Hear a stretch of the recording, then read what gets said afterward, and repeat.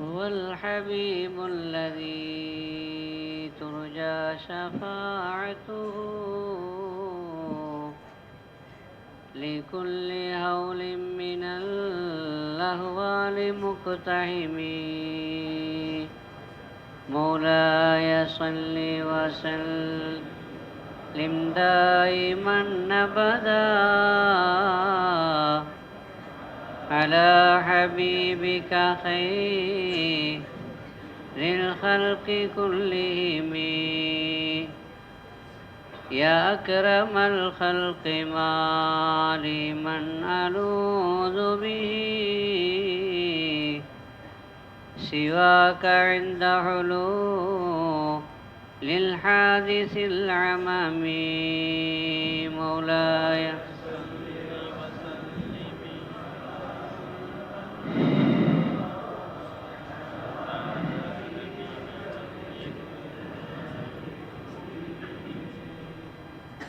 السلام عليكم ورحمة الله وبركاته.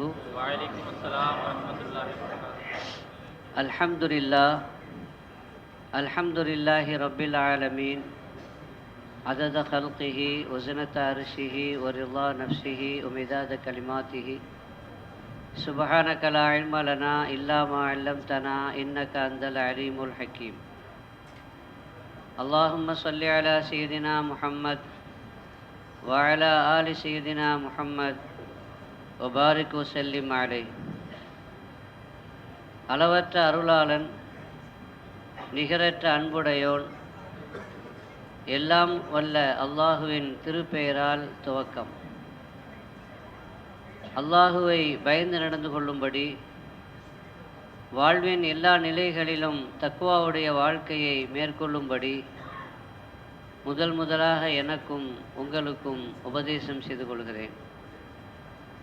அருள்மழை பொழிந்து கொண்டிருக்கும் இந்த ரமதானுடைய மாதத்தில் அருள்மறையாம் குர்ஆன் ஷரீஃபை ஓதவும் கேட்கவும் அதனுடைய விளக்கங்களை சொல்லவும் கேட்கவும் நசீபாக்கிய ரப்புல் ஆலமீன் அதை உள்வாங்கி நடப்பதற்கு தௌஃபீக் செய்வானாக. ஆலிம்கள் ஏற்பாடு செய்திருக்கிற இந்த சிறப்பான இந்த மகாநாட்டில் ஆலிம்களுடைய முன்னிலையில் ஒரு சில விஷயங்களை சொல்வதற்கு அல்லாஹ் தௌஃபீக் செய்தான். அல்ஹம்துலில்லாஹ். குர்ஆன் ஷரீஃபை பல்வேறு கோணங்களில் அலசி ஆராய்கிற ஒரு வாய்ப்பை உலமாக்கள் நமக்கு ஏற்படுத்தி தந்திருக்கிறார்கள். குர்ஆனை நாம் எந்த கோணத்தில் பார்க்கிறோமோ அந்த கோணத்தில் அதனுடைய வழிகாட்டுதலை பெற முடியும். அரசியல் கோணத்தில் பார்த்தால் அரசியலுக்கு அது வழிகாட்டும். ஆன்மீக கோணத்தில் அதை நோக்கினால் ஆன்மீகத்திற்கு அது வழி சொல்லும். இப்படி எந்த கோணத்தில் நாம் அதை பார்க்கிறோமோ அந்த கோணத்தில் அது நமக்கு வழிகாட்டலை தருகிற விதத்தில் ஒரு நிறைவான வேதமாக அந்த வேதத்தை அருள்மறையாம் குர்ஆன் ஷரீஃபை அல்லாஹ் அருளி இருக்கிறான். இந்த கோணத்தில் கொடுக்கப்பட்டிருக்கிற தலைப்பு ஆன்மீக அரசியல். ஆன்மீகத்தில் அரசியல் வந்துடக்கூடாது. ஆன்மீகம் சேர்ந்து ரொம்ப போயிடும். ஏன்னா அரசியல் ஒரு அசிங்கம், அது ஆன்மீகத்தில் கலந்து விடக்கூடாது. ஆனால் அரசியலில் ஆன்மீகம் இருக்க வேண்டும். அரசியலில் ஆன்மீகம் இருந்தால் அரசியல் தூய்மையாகிவிடும். இந்த கோணத்தில் நாம் பார்த்தால் தூய்மையான அரசியலை குர்ஆன் நமக்கு சொல்லித் தருகிறது. ஆனால் குர்ஆன் எப்படி சொல்லித்தரும்? முல்லா நஸ்ருத்தீன் ஒரு செய்தியை சொல்லுவார். மனைவி கணவரிடத்திலே கேட்டாலாம், நான் இறந்து போனால் நீங்கள் மறுமணம் செய்வீர்களா என்று கேட்டாள். கணவன் உடனே பதில் சொன்னான், நீ இறந்து போனால் நான் பைத்தியமாகி விடுவேன் என்று சொன்னான். மனைவிக்கு ரொம்ப சந்தோஷம். கணவன் பைத்தியமாகி விடுவான் என்பது கூட அவளுக்கு வருத்தம் இல்லை. ஆனால் பைத்தியமாயிட்டா அடுத்து கல்யாணம் பண்ண மாட்டார்ல தனக்கு பிறகு. நம்ம இருக்கும் பொழுது மட்டுமல்ல, நம்ம இல்லாட்டா கூட வேற கல்யாணம் பண்ணக்கூடாது அப்படின்னு நினைத்து அவ சந்தோஷப்பட்டாளாம். கணவன் மனசிலே சொல்லி கொண்டானாம், பைத்தியமானாதான் எதையும் செய்யலாம்ல.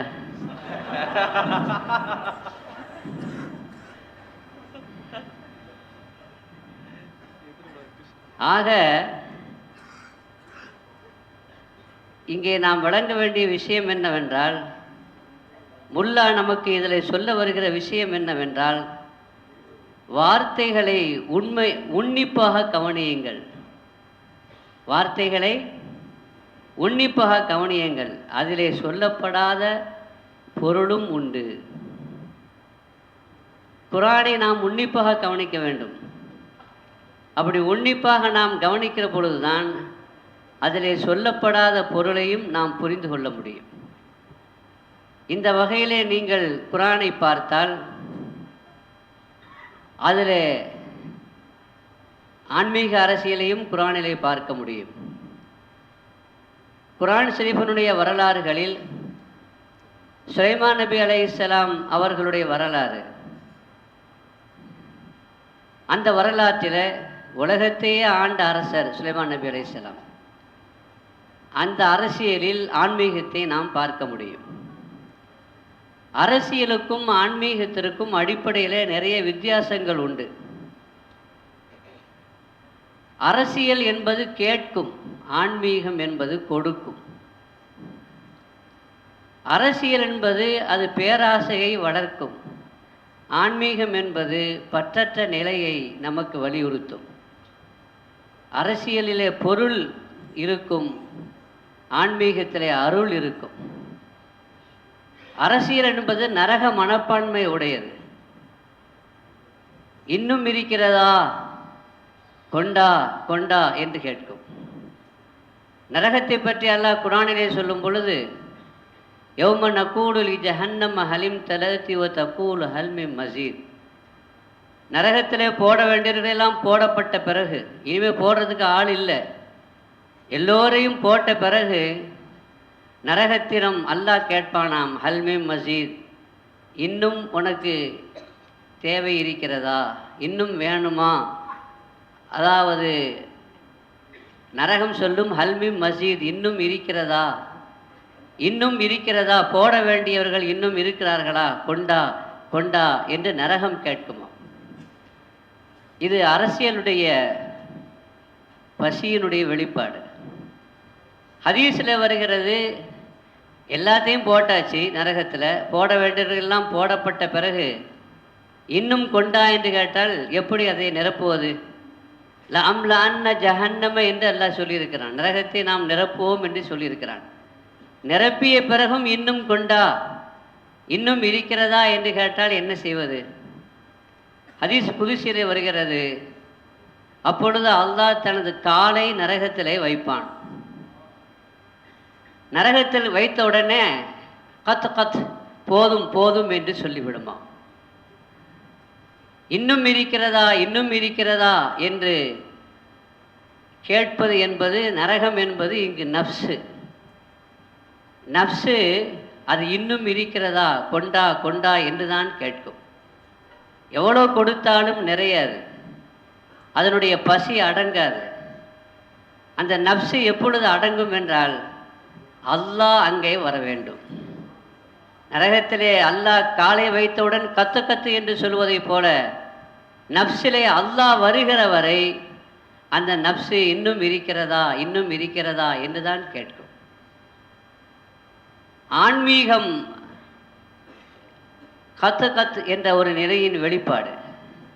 போதும் என்ற மனப்பான்மையை அது நமக்கு கற்றுத்தருகிற ஒரு பண்பாடு. எனவே தான் நாம் பார்க்கிறோம், நபிகள் நாயகம் ஸல்லல்லாஹு அலைஹி வஸல்லம் அவர்கள் சிறந்த ஆன்மீக அரசியலுக்கு ஒரு முன்னுதாரணமாக திகழ்கிறார்கள். ஆன்மீக வழிகாட்டியாக அவர்கள் திகழ்கிறார்கள். இங்கு சமகால அரசியலை பற்றி சொன்னார்கள். அரசியலுக்கும் ஆன்மீகத்திற்கும் அடிப்படையிலே வித்தியாசம் இருக்கிறது. அதில் ஒரு விஷயத்தை முக்கியமாக சொல்ல வேண்டும் என்றால், அரசியல் அடுத்தவர்களின் மீது பழி சுமத்தும். ஏதாவது தவறுகள் செய்துவிட்டால், தவறுகள் நடந்துவிட்டால் அதற்கான காரணம் அடுத்தவர்களின் மீது பழியை போட்டுவிடும். ஆனால் ஆன்மீகம் என்பது அதனுடைய பார்வை வித்தியாசமானது. என்னால் தான் இது ஏற்பட்டது என்று பழியை தன் மீது போட்டுக்கொள்ளும். தயிர என்று அல்லாஹ் சொல்கிறான். சுலைமான் நபி அலைஹிஸ்ஸலாம் பறவைகளை தேடுகிறார்கள். எல்லோரும் இருக்கிறார்களா என்று பார்க்கிறார்கள். அப்படி பார்க்கிற பொழுது ஹுதுஹுது பறவையை காணவில்லை. ஹுதுஹுது பறவையை காணவில்லை என்று வந்த உடனே அரசியல் பார்வையில் எங்கே போனது ஹுதுஹுது பறவை என்று தான் கேட்க வேண்டும். ஹுதுஹுது பறவை அதன் மீது குற்றம் சாட்டியிருக்க வேண்டும். ஆனால் சுலைமான் நபி அலைஹிஸ்ஸலாம் அவர்கள் ஹுதுஹுது பறவையின் மீது குற்றம் சாட்டாமல் ஹுதுஹுது பறவையை காணாமல் போனதற்கு நான் என்ன தவறு செய்தேன் என்று கேட்கிறார்கள். தன் மீது பழியை போட்டுக்கொள்கிறார்கள். மாலிய லா அரல் ஹுதுஹுத, எனக்கு என்ன நேர்ந்தது, நான் ஹுதுஹுதை காணாமல் இருக்கிறேனே. ஹுதுஹுது பறவை ஏன் போனது என்று கேட்கவில்லை, எங்கே போனது என்று கேட்கவில்லை. அல்லாஹ் எனக்கு தந்திருக்கிற நிஅமத், இந்த உலகத்தையே ஆளுகிற ஆட்சி, உலகத்தில் இருக்கிற எல்லா சிருஷ்டிகளின் மீதும் ஆட்சி செலுத்துகிற பவரை கொடுத்திருக்கிறான். அந்த நிஅமத்திற்கு நான் நன்றி செலுத்தி இருக்கிறேனா, அதில் ஏதாவது குறைபாடுகள் வந்துவிட்டதோ என்று, அதனால் நான் ஹுதுஹுது பறவையை காணாமல் இருக்கிறேனோ என்று பழியை ஹுதுஹுதின் மீது போடாமல் தன் மீதே போட்டுக்கொள்கிறார். இதுதான் ஆன்மீகத்தினுடைய பார்வை. இதில் இன்னொரு செய்தி என்னவென்றால், பறவையிலே ஆக சின்னஞ்சிறிய பறவை, எண்ணிக்கையில் குறைவான பறவை ஹுதுஹுது பறவை. அதை கூட தேடுகிறார்கள். தன்னுடைய ஆட்சி பொறுப்பில் இருக்கக்கூடிய எல்லோரையும் கவனிக்க வேண்டும், எல்லோரையும் அவர்கள் சரியான விதத்தில் நாம் அவர்களை நடத்தி கொண்டிருக்கிறோமா என்று பார்த்து கொண்டே இருக்க வேண்டும். பெரிய பெரிய படைப்புகளை மட்டுமல்ல, பெரிய மனிதர்களை மட்டுமல்ல, சின்னஞ்சிறியவர்களையும் கூட நாம் கண்காணிக்க வேண்டும் என்ற பொறுப்புணர்வு இது அரசியலுக்கு இல்லை, ஆன்மீகத்திற்கு அந்த பொறுப்புணர்வு இருக்கிறது. நபிமார்கள் இங்கே தஃபக்கத தைர, அவர்களுடைய ஆட்சியில் ஹுதுஹுதுங்கிற சின்னஞ்சிறிய பறவை, அது கூட எங்கே போயிற்று என்று தேடுகிறார். பெருமானார் ஸல்லல்லாஹு அலைஹி வஸல்லம் சஹாபாக்களில் யாராவது ஜமாத்துக்கு வரலன்னா அவங்க எங்கே என்று கேட்பார்கள். ஏதாவது சங்கடம் என்றால் போய் தீர்த்து வைப்பார்கள். அல்லது அவர்கள் உடல் நலமில்லாமல் இருக்கிறார்கள் என்றால் போய் விசாரிப்பார்கள். இப்படிப்பட்ட ஒரு மனப்பான்மை நபிமார்களுடைய மனப்பான்மை. அந்த ஆன்மீக அரசியலை நடத்தியவர்கள்தான் சையதுனா உமர் இப்னு கத்தாப் ரலியல்லாஹு அன்ஹு. ஆட்சியாளர்களுக்கும் இந்த பொறுப்பு இருக்கிறது, ஆன்மீக குருமார்களான ஷேகுமார்களுக்கும் இந்த பொறுப்பு இருக்கிறது.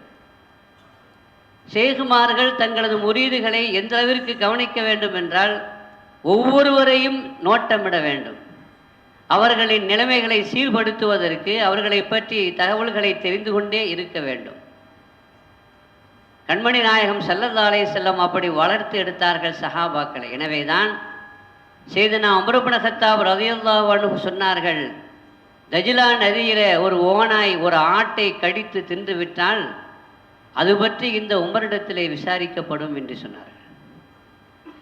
ஆட்சியில தஜ்லா நதி எங்கே இருக்கிறது? ஒரு ஓநாய் கடித்து விட்டது ஆட்டை என்றால் அது குறித்தும் விசாரிக்கப்படும் என்ற உணர்வு இருக்கிறதே, இது ஆன்மீக அரசியலினுடைய பொறுப்பு. நாம் பார்க்கிறோம், ஒரு சமயம் ஹஜ்ரத் உமர் இப்னு கத்தாப் ரலியல்லாஹு அன்ஹு அவர்கள் நகர்வலம் வருகிறார்கள். தன்னை மறைத்து கொண்டு நகர்வலம் வருகிறார்கள். அப்படி வருகிற பொழுது ஒரு கிழவியை அங்கே பார்க்கிறார்கள். கிழவி இடத்திலே கேட்கிறார்கள், மாதா ஃபஅல உமர், உமர் எப்படி இருக்கிறார், உமர் எப்படி ஆட்சி செய்கிறார் என்று கேட்கிறார்கள். உடனே அந்த கிழவி சொன்னார்களாம், லா ஜஸாஹுல்லாஹு ஹைரா, அவருக்கு அல்லாஹ் ஒரு ஹைரையும் கூலியாக கொடுக்காமல் இருப்பானாக. உமர் அதிர்ந்து போய் விடுகிறார். ஏன் இப்படி சொல்லுகின்றீர்கள்? அவர் ஆட்சிக்கு வந்ததிலிருந்து எனக்கு தர வேண்டிய எதையுமே தரவில்லை. மா அழ்த்தானி தீனாரும் வலா திர்ஹமன், ஒரு தீனார் கூட ஒரு திர்ஹம் கூட எனக்கு தரவில்லை என்று அழுத்து கொள்கிறார். செய்தனா உமர் இப்னு கத்தாப் ரலியல்லாஹு அன்ஹு சொன்னார்களாம், அவருக்கு எப்படிங்க தெரியும் நீங்கள் இங்கே இருக்கிறீங்க, உங்கள் நிலை அவருக்கு எப்படி தெரியும், தெரிஞ்சால் தானே அவர் கொடுப்பாரு. அதுக்கு அந்த கிழவி சொன்னார்களாம், சுபஹானல்லாஹ் வல்லாஹி மா வனன்து இன்ன அஹதன் எலி அமலன் நாஸ், ஒரு மனிதருக்கு அல்லாஹு தஆலா மக்களுக்கு சேவை செய்யக்கூடிய ஆட்சி அதிகாரத்தை பொறுப்பை வழங்கி, அப்படி வழங்கி இருக்கிற பொழுது மஷ்ரிக்கில் இருந்து மகரிப் வரைக்கும் கிழக்கில் இருந்து மேற்கு வரைக்கும் என்ன நடக்கிறது என்பதை அவர் தெரியவில்லை என்று சொன்னால் அவருக்கு என்ன அந்த ஆட்சி, அவர் அந்த அதிகாரத்தை ஒழுங்காக நிர்வாகம் செய்யவில்லை என்று தானே அர்த்தம். ஒரு ஆட்சியாளருக்கு யார் எங்கே இருக்கிறார்கள், எந்த நிலையிலே இருக்கிறார்கள் என்று தெரிய வேண்டாமா என்று அந்த கிழவி கேட்ட பொழுது, வல்லாஹி குல்லு அஹதின் அஃப்கஹு மின்க யா உமர் வா உமரா, உமரே உனக்கு ஏற்பட்ட கை சேதமே, எல்லோரும் உன்னை விட தெளிவாக இருக்கிறார்கள். இந்த கிழவிக்கு தெரிந்தது கூட எனக்கு தெரியாமல் போயிற்றே என்று வேதனைப்பட்டு அவங்க அந்த கிழவிட்ட கேட்டாங்கன்னா, பிகம் தபி அணி வலாமத்த கமின் உமர், உமர் உங்களுக்கு வலாமத்த உமர், உமர் உங்களுக்கு அநியாயம் செய்துட்டாங்க, உங்களை கவனிக்கலை, கொடுக்க வேண்டியது கொடுக்கல, அதை நீங்கள் எத்தனை தீனாருக்கு எங்கிட்ட விற்பீங்கன்னு கேட்டாங்க. இதை போய் எப்படிங்க விற்க முடியும்னு கேலி செய்யாதீங்கன்னு சொன்னாங்களாம். இல்லை கேலி செய்யலை, பாவம் அவர், இதனால் நரகத்துக்கு போயிடக்கூடாது, அதனால் உங்களுக்கு செய்த அந்த அநியாயத்திற்கு, உங்களை கவனிக்காததற்கு, இதுவரைக்கும் கொடுக்காததற்கு நீங்கள் அந்த அநியாயத்தை என்னிடத்தில் விட்டு விடுங்கள், அவரை நரகத்தை விட்டும் காப்பாற்றுங்கள் என்று சொல்லி 25 தீனார் என்று அந்த அம்மா விலை சொல்ல 25 தீனாரை கொடுத்து அந்த தான் செய்த அந்த அநியாயத்தை அவர்களிடமிருந்து வாங்கினார்கள். அப்படி வாங்கி கொண்டிருக்கிற பொழுது அந்த இடத்திற்கு ஹஜரத் அலி இப்னு அபி தாலிப் அவர்களும் ஹஜரத் அநேகமாக அப்துல்லா இப்னு மஸ்ஊத் ரலியல்லாஹு அன்ஹு அவர்களும் அங்கே வந்து சேர்கிறார்கள்.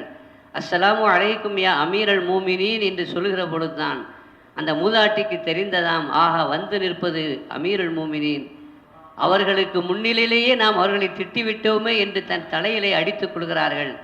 வேண்டாம், அடிக்க வேண்டிய அவசியமில்லை, சொன்னது சரிதான் என்று சொல்லி ஒரு பேப்பர் கேட்கிறார்கள். நான் செய்த இந்த அநியாயத்தை உங்களிடமிருந்து வாங்கிவிட்டேன், நீங்கள் விட்டுவிட்டீர்கள் என்பதை எழுதி கொடுங்கள் என்று. பேப்பர் கிடைக்கல, தன்னிடமிருந்த ஒரு துணியை கிழித்து அந்த துணியை அவர்களிடத்திலே எழுதுவதற்கு கொடுத்து அதில் சாட்சியாக ஹஜ்ரத் அலி அவர்களையும் அந்த சஹாபியையும் கையெழுத்து போட சொன்னார்கள் என்று வரலாற்றில் பார்க்கிறோம் என்று சொன்னால், இதுதான் ஆன்மீக அரசியலுடைய பார்வை. பழியை தன் மீது போட்டுக் கொள்வார்கள். எந்த அளவிற்கு என்று சொன்னால், ஒரு யுத்தத்திலே வெற்றி கிடைத்தது என்ற நற்செய்தி வருகிறது, யுத்தத்திலே வெற்றி முஸ்லிம்களுக்கு கிடைத்து விட்டது என்று நற்செய்தி வருகிறது. அதை கேட்ட உமர் இப்னு கத்தாப் அழுதார்களாம்.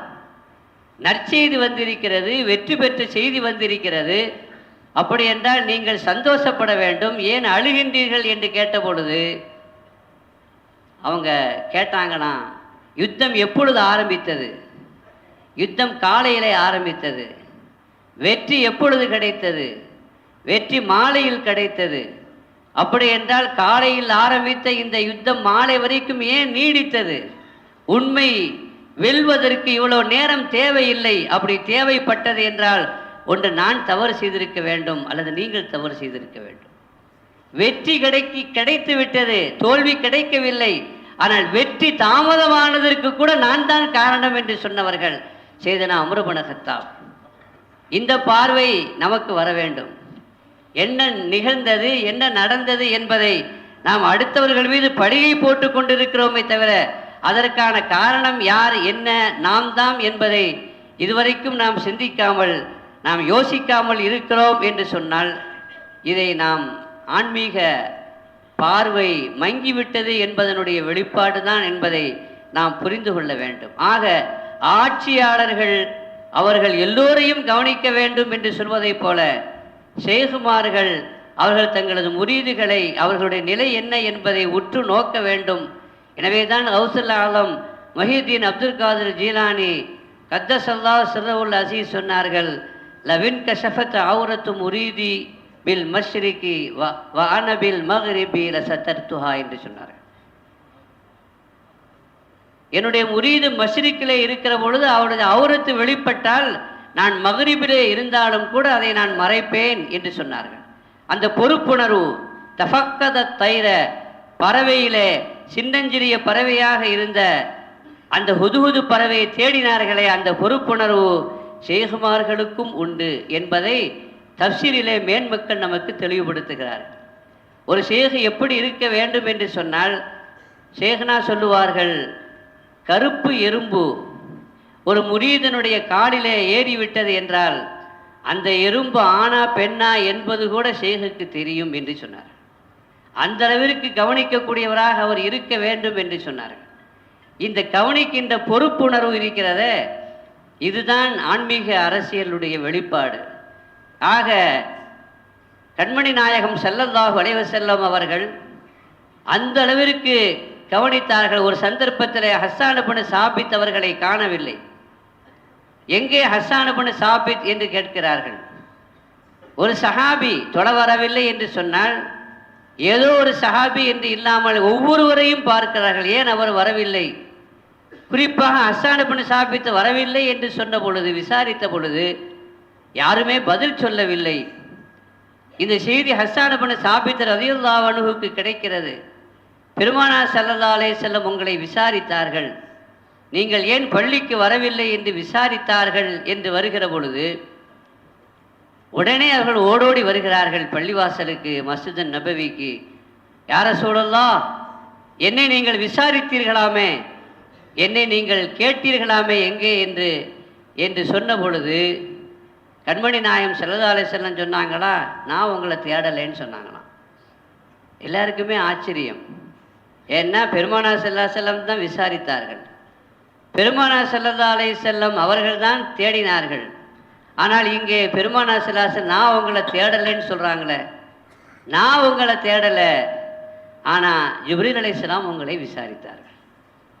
நீங்கள் எங்கே என்று ஜிப்ரீல் அலைஹிஸ்ஸலாம் என்னிடத்திலே கேட்டார்கள். உடனே ஜிப்ரீல் அலைஹிஸ்ஸலாம் இறங்கி விட்டார்களாம். ஜிப்ரீல் அலைஹிஸ்ஸலாம் சொன்னார்களாம், யா ரசூலல்லாஹ், நான் அவர்களை தேடவில்லை, ஹஸ்ஸானை நான் கேட்கவில்லை, விசாரிக்கவில்லை. என்ன ஜிப்ரீல், நீங்கள் தானே என்னிடத்திலே கேட்டீர்கள், நீங்கள் தானே என்னிடத்திலே விசாரித்தீர்கள், இப்பொழுது நான் விசாரிக்கவில்லை கேட்கவில்லை என்று சொல்கிறீர்களே என்று ஜிப்ரீல் அலைஹிஸ்ஸலாம் இடத்திலே கேட்ட பொழுது ஜிப்ரீல் அலைஹிஸ்ஸலாம் சொன்னார்களாம், நான் விசாரிக்கவில்லை, அல்லாஹ் விசாரித்தான் என்று சொன்னார்கள். ஹஸ்ஸான் இப்னு சாபித்தை ஏன் அல்லாஹ் விசாரித்தான் என்றால், பூமா நபி ஸல்லல்லாஹு அலைஹி வஸல்லம் அவர்கள் மீது மௌலிது பாடியவர்கள் அல்லவா. மஸ்ஜித் நபவியிலேயே மேடை அமைத்து மெம்பர் அமைத்து பெருமானாருடைய புகழ் பாடியவர்கள் அல்லவா. இந்த உலகம், இந்த உம்மத் பாதுகாக்கப்பட வேண்டும் என்றால் ஐயதக்கல்லாஹு பி ரூஹில் குதுஸ், அல்லாஹ் உங்களை ரூஹுல் குதுஸை கொண்டு, ஜிப்ரீல் அலைஹிஸ்ஸலாமை கொண்டு அல்லாஹ் உங்களை வலுப்படுத்துவானாக. மா நாஃபஹ்த அன் ரசூலில்லாஹி ஸல்லல்லாஹு அலைஹி வஸல்லம், நீங்கள் பூமா நபி ஸல்லல்லாஹு அலைஹி வஸல்லம் அவர்களை விமர்சிக்கின்றவர்களுக்கு பதிலடி கொடுக்கின்ற வரை, அவர்களை புகழ்ந்து பாடுகிற வரை உங்களுக்கு அல்லாஹ்வுடைய உதவி ஜிப்ரீலை கொண்டு கிடைக்கும் என்று பெருமானார் ஸல்லல்லாஹு அலைஹி வஸல்லம் ஹஸ்ஸான் இப்னு சாபித்தை வாழ்த்தினார்கள் அல்லவா. அந்த ஹஸ்ஸானை எங்கே என்று விசாரிக்கிறார்கள் கண்மணி நாயகம் ஸல்லல்லாஹு அலைஹி வஸல்லம். ஒரு சந்தர்ப்பத்தில் ஹஜ்ரத் பிலால் ரலியல்லாஹு அன்ஹு அவர்கள் சுபுவுக்கு லேட்டாக வந்தார்கள், தாமதமாக வந்தார்கள். பிலால் ஏன் தாமதம் என்று கேட்கிறார்கள். யாரையும் விடவில்லை, யாரும் பெருமானாருடைய பார்வையில் இருந்து தப்பவில்லை. பூமா நபி ஸல்லல்லாஹு அலைஹி வஸல்லம் பிலால் ஏன் ஃபஜ்ருக்கு தாமதம் என்று கேட்ட பொழுது அவங்க சொன்னாங்க, யா ரசூலல்லாஹ், வந்து கொண்டிருந்தேன், வந்து கொண்டிருக்கிற பொழுது வீட்டிலே ஹஜ்ரத் ஃபாத்திமா ரலியல்லாஹு அன்ஹா அவர்கள் ஒரு பக்கம் பிள்ளை அழுது கொண்டிருக்கிறார், இன்னொரு பக்கம் அவர்கள் மாவாட்டி கொண்டிருக்கிறார்கள். எனவே பிள்ளையை கவனிக்க முடியாமல் அவர்கள் வேலை செய்து கொண்டிருந்ததை பார்த்து இறக்கப்பட்டு நான் கேட்டேன், நீங்கள் அனுமதித்தால் நான் பிள்ளையை பார்த்து கொள்கிறேன், நீங்கள் மாவாட்டலாம், அல்லது நீங்கள் அந்த மாவாட்டுகிற பொறுப்பை என்னிடத்தில் கொடுங்கள், நீங்கள் பிள்ளையை கவனிக்கலாம் என்று கேட்ட பொழுது, என் பிள்ளையை நான் பார்த்து கொள்கிறேன், என் பிள்ளையை நான் கவனித்துக் கொள்கிறேன், நீங்கள் வேண்டுமானாலும் எனக்கு உதவுவதாக இருந்தால் மாவாட்டுவதற்கு உதவி செய்யுங்கள் என்று சொன்னார்கள். நான் அவர்களுக்காக வேண்டி இறக்கப்பட்டு கொஞ்சம் உதவி செய்து கொண்டிருந்தேன், ஹிதுமத் செய்து கொண்டிருந்தேன். அதனால் தாமதமாகிவிட்டது என்று சொன்ன பொழுது, ல ரஹிம்தஹா ஃபரஹிமக்கல்லா, நீ என் மகள் ஃபாத்திமாவுக்கு நீங்கள் கருணை காட்டினீர்கள், கிருபை காட்டினீர்கள், இறக்கப்பட்டீர்கள், அல்லாஹ் உங்களுக்கு ரஹமத் செய்வானாக என்று வாழ்த்தினார்கள் பூமா நபி ஸல்லல்லாஹு அலைஹி வஸல்லம். இப்படி சஹாபாக்களை கண்காணித்து கொண்டிருந்த பெருமானார் ஸல்லல்லாஹு அலைஹி வஸல்லம், அதே மாதிரி ஆன்மீக குருமார்களும் தங்களது முரீதுகளை, தங்களது சீடர்களை கண்காணித்து அவர்களை தர்பீயத் செய்யக்கூடிய பொறுப்பு அவங்களுக்கு இருக்கிறது. இன்னொரு விஷயத்தையும் அல்லாஹ் குறிப்பிடுகிறான். ஆன்மீக அரசியல் எப்படி இருக்கும் என்றால், இன்னல் முலூக்க இதா தஹலு கரியத்தன் நஃப்ஸதூஹா வஜஅலு இஸ்ஸத அஹ்லிஹா அதில்லா. அரசர்கள், ஆட்சியாளர்கள் ஒரு ஊரை கைப்பற்றினால் அந்த ஊரை ஃபசாதாக்கி விடுவார்கள், அங்கிருந்த கண்ணியமானவர்களை எல்லாம் இழிவாக்கி விடுவார்கள், தலையில் மாற்றத்தை கொண்டு வந்து விடுவார்கள் என்று குர்ஆனிலே அல்லாஹ் சொல்லுகிறான். வகதாலிக யஃஅலூன். ஆனால் இது சராசரி அரசியல்வாதியினுடைய அடாவடித்தனமான செயல்பாடுகளாகத்தான் இருக்க வேண்டும். ஆனால் ஆன்மீக அரசியல் இதற்கு நேர் மாற்றமானது. கண்மணி நாயகம் ஸல்லல்லாஹு அலைஹி வஸல்லம் ஃபத்ஹ் மக்காவை வெற்றி கொண்ட பொழுது அங்கே வெற்றி வீரராக அவர்கள் ஆணவத்தோடு வரவில்லை, தலை குனிந்த வண்ணம் வருகிறார்கள். ஒட்டகத்தின் மீது அவர்கள் தாடி படுகிற வரை, ஒட்டகத்தினுடைய சிமிழிலே அவர்களுடைய தாடி தொடுகிற வரை குனிந்து வந்தார்கள், பணிந்து வந்தார்கள் என்பதை பார்க்கிறோம். அந்த ஊரை அவர்கள் நாசப்படுத்தவில்லை. அந்த ஊரிலே இருந்த முக்கியஸ்தர்களை எந்த அளவிற்கு மதித்தார்கள் என்று சொன்னால், மன் அகலக பாபஹு ஃபஹுவ ஆமீன், யார் தங்களது வீட்டுக்குள்ளே சென்று கதவை மூடிக்கொள்வார்களோ அவர்களுக்கு பாதுகாப்பு இருக்கிறது என்று சொன்னார்கள். அதுவரைக்கும் தலைவராக இருந்த அபூ சுஃபியான், காஃபிர்களுடைய போர்ப்படை தளபதியாக இருந்து முஸ்லிம்களை எதிர்த்த அந்த அபூ சுஃபியான், அந்த அபூ சுஃபியானுக்கும் கூட கண்ணியம் செய்தார்கள், ஒரு மதிப்பு கொடுத்தார்கள்.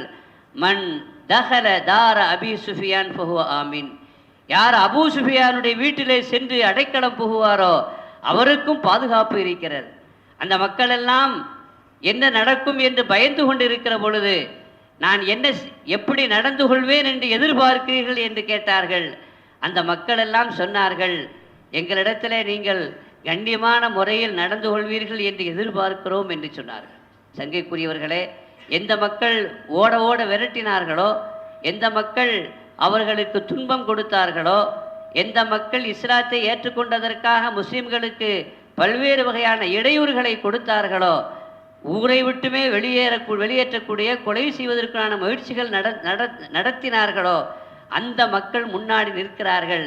என்ன சொன்னார்கள்? இதுஹபு அந்தும் துரகா, உங்கள் மீது யாருக்கும் எந்த தண்டனையும் இல்லை, பழிவாங்கும் நிகழ்ச்சி இல்லை, உங்களை எல்லாம் மன்னித்து விட்டேன், நீங்கள் சுதந்திரமாக செல்லலாம் என்று சொன்னார்களே. இது ஆன்மீக அரசியலுடைய வெளிப்பாடு.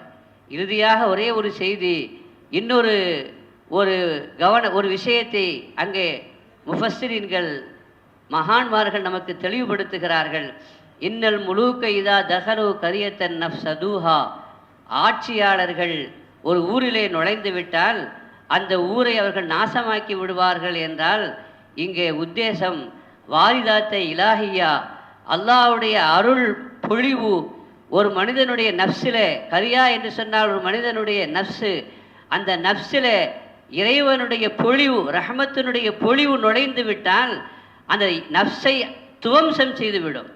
நஃப்ஸினுடைய அகங்காரத்தை, நஃப்ஸினுடைய கிபிரியத்தை, அந்த ஆணவத்தை, இஸ்ஸத் அஹ்லிஹா தரைமட்டமாக ஆக்கிவிடும்.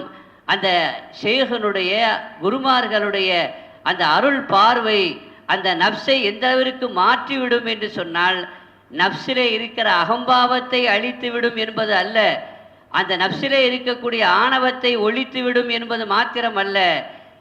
ஒரு பெரிய பண்டிட், ஒரு பெரிய அறிஞர் ஒரு சேகடத்திலே செல்கிறார். சேகடத்திலே செல்கிற பொழுது அந்த சேகு அவருக்கு தேநீர் கொடுக்கிறார். தேநீர் கொடுக்கிற பொழுது கப்பிலே தேநீரை ஊற்றி கொண்டிருக்கிறார். ஊற்றிக்கொண்டே இருக்கிறார். அது நிரம்பி வழிகிறது. இப்பொழுது அவர் சொல்கிறார், நிரம்பி வழிகிறது என்று சொல்கிறார் பண்டிட், அந்த ஆலிம், அந்த அறிஞர். உடனே ஷேக் சொன்னார்களாம், உங்களுக்கான பாடம் முடிந்து விட்டது, நீங்கள் செல்லலாம் என்று.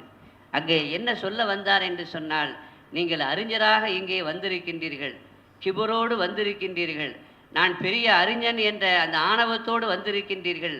உங்கள் கோப்பை நிரம்பி இருக்கிறது. நிரம்பிய கோப்பையில் நான் எதையும் போட முடியாது, ஊற்ற முடியாது. எனவே கோப்பை காலியாக இருந்தால்தான் நான் ஊற்ற முடியும்.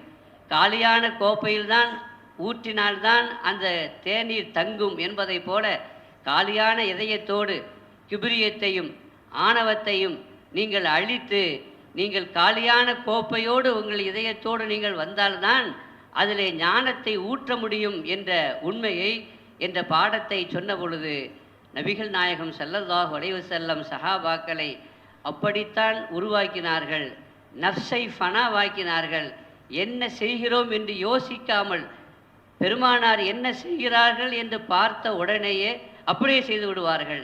எந்த அளவிற்குன்னு சொன்னால், முனாஃபிக்கின்கள்லாம் சஹாபாக்களை முட்டாளாக பார்த்தார்கள். அன்உமினு கமா ஆமன சுஃபஹாஉ, முட்டாள்களைப் போல நாங்கள் நம்ப வேண்டுமா என்று கேட்டார்கள். ஒரு ஹதீஸில் பெருமானார் ஸல்லல்லாஹு அலைஹி வஸல்லம் தொழுது கொண்டிருக்கிறார்கள். தொழுது கொண்டிருக்கிற போது திடீரென்று செருப்பை கலட்டினார்கள். சஹாபாக்கள் உடனே தங்கள் செருப்பையும் கலட்டி விட்டார்கள். ஏன் கலட்டினார்கள் பெருமானார் ஸல்லல்லாஹு அலைஹி வஸல்லம்?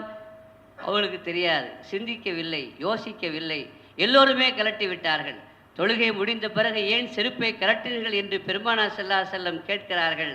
அதற்கு சஹாபாக்கள் சொன்னார்கள், நீங்கள் கலட்டினீர்கள், நாங்கள் பார்த்தோம், எனவே நாங்களும் கலட்டி விட்டோம் என்று சொன்னார்கள். இப்படிப்பட்ட நிலையில எதையும் அவர்கள் சுயமான நிலையிலே யோசிக்காமல், பெருமானாருக்காக வேண்டி அவர்கள் எதை செய்ய பார்த்தார்கள் அதை செய்தாங்கன்னா அவங்க ஃபனாவுடைய நிலையில் இருந்தாங்க. சஹாபாக்கள் ஃபனாவுடைய நிலையில் இருந்த காரணத்தினால அவங்க மனசில் எந்த கேள்வியும் இல்லை, எந்த விருப்பமும் இல்லை, எந்த விஷயமும் இல்லை, காலியாக இருந்தது. எனவே பெருமானாரை பார்த்தது அப்படியே பதிகிறது. பெருமானார் ஸல்லல்லாஹு அலைஹி வஸல்லம் எதை கொட்ட நினைத்தார்களோ அதை அப்படியே கொட்டினார்கள். அந்த நிலையில் நம்முடைய நஃப்ஸு காலியாக இருந்தால் நிச்சயமாக அதிலே ஞான மழை பொழியும். ரப்புல் ஆலமீன் அத்தகைய நல்ல தௌஃபீக்கை எனக்கும் உங்களுக்கும் தந்தருள் புரிவானாக. பிஹக்கி சய்யிதினா முஹம்மத் வ ஆலி சய்யிதினா முஹம்மத் ஸல்லல்லாஹு அலைஹி வஸல்லம் வ ஆகிரு தஅவானா அனில் ஹம்துலில்லாஹி ரப்பில் ஆலமீன். அஸ்ஸலாமு அலைக்கும் வ ரஹ்மத்துல்லாஹி வ பரகாத்துஹு. அல்ஹம்துலில்லாஹ்.